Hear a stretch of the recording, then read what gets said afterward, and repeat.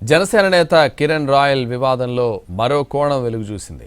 స్థానిక east police స్టేషన్లో Janasena YCP నేతలపై కిరణ్ కేసు బాధితురాలు లక్ష్మీరెడ్డి ఫిర్యాదు చేసింది.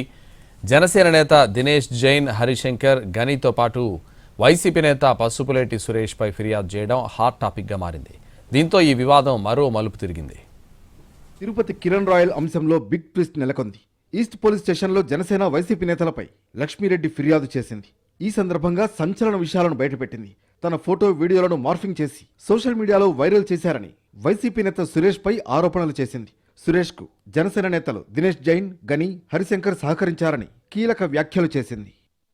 సోషల్ మీడియాలో ఉన్న మార్ఫింగ్ ఫోటోలు, వీడియోలను డిలీట్ చేయాలని అనేకసార్లు కోరానని లక్ష్మీరెడ్డి ఫిర్యాదులో పేర్కొన్నారు. అయితే టైం వచ్చినప్పుడు డిలీట్ చేస్తామని, ఇప్పుడు సైలెంట్గా ఉండాలని వారు బెదిరిస్తున్నారని చెప్పారు.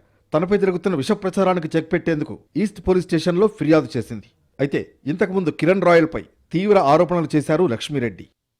కిరణ్ అవసరాలకు తన నుంచి 1,20,00,000 తీసుకుని తిరిగి ఇవ్వలేదని ఆరోపించారు. ఆ తర్వాత కిరణ్ రాయల్తో వివాదాన్ని రాజీ చేసుకున్నారు.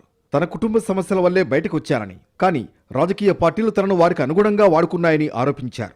కిరణ్ రాయల్ను టార్గెట్ చేస్తూ వైసీపీ వర్గాలు ట్రోల్స్ చేశాయని అప్పట్లో చెప్పారు. తన సమస్యను వేరే వాళ్లు రాజకీయం కోసం వాడుకున్నారని, దీంతో తనకు సంబంధం లేదన్నారు. ఇప్పుడు మరోసారి తనను వైసీపీ, జనసేనలో కొందరు నేతలు మోసం చేసినట్లు పోలీసులకు ఫిర్యాదు చేయడం హాట్ టాపిక్గా మారింది.